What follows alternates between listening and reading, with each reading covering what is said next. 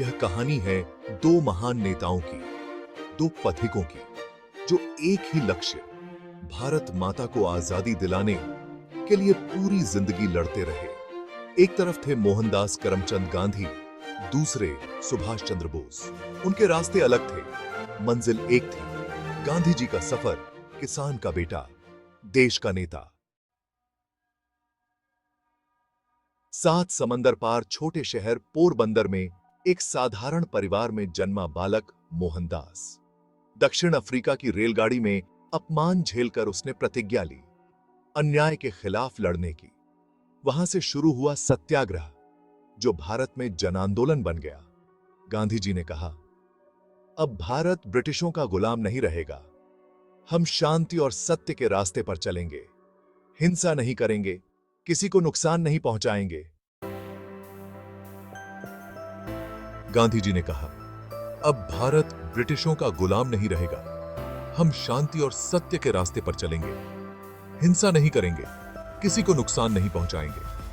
धीरे धीरे निलंबित स्कूलों, बंद मिलों और अब सड़कों पर सत्याग्रहियों की भीड़ बढ़ती गई। हर कोई गांधी जी को अपना नेता मानने लगा।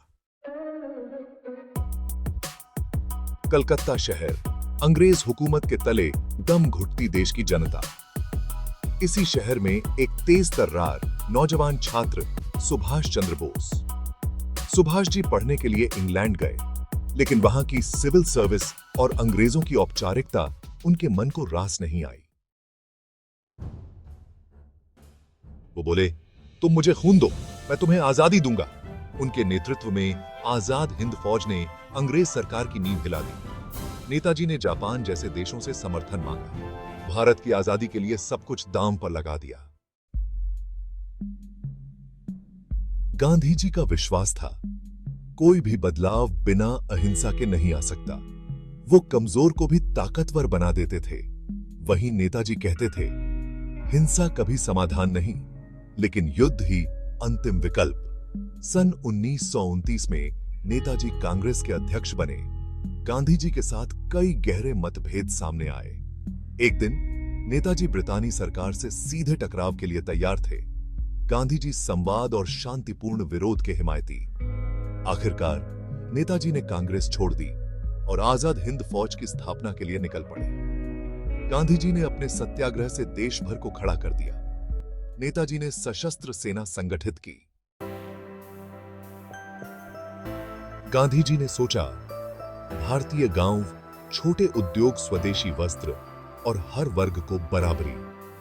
नेताजी का सपना था मजबूत राष्ट्र, आधुनिक उद्योग, अनुशासन और राष्ट्रवाद। गांधी जी के लिए आजादी का असल अर्थ था चेतना की स्वतंत्रता।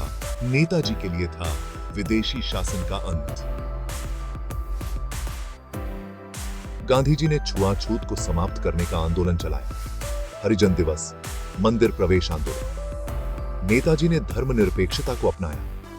उनकी सेना में हिंदू, मुस्लिम, ईसाई सब मिलकर लड़े। गांधी जी ने सबका साथ, सबका विकास का आदर्श सामने रखा।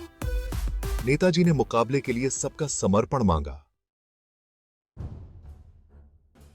दो महानायक, एक सपने के रक्षक। गांधी जी नेताजी को देशभक्ति का राजकुमार कहकर सम्मानित करते थे। नेताजी गांधी जी को पोस्टर पर राष्ट्रपिता मानते थे।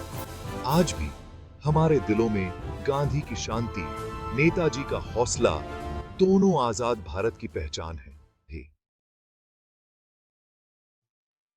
इनकी कहानियां बताती हैं कि आजादी एक ही राह से नहीं आती। कभी सत्य की शक्ति, कभी फौलाद की ताकत भी चाहिए।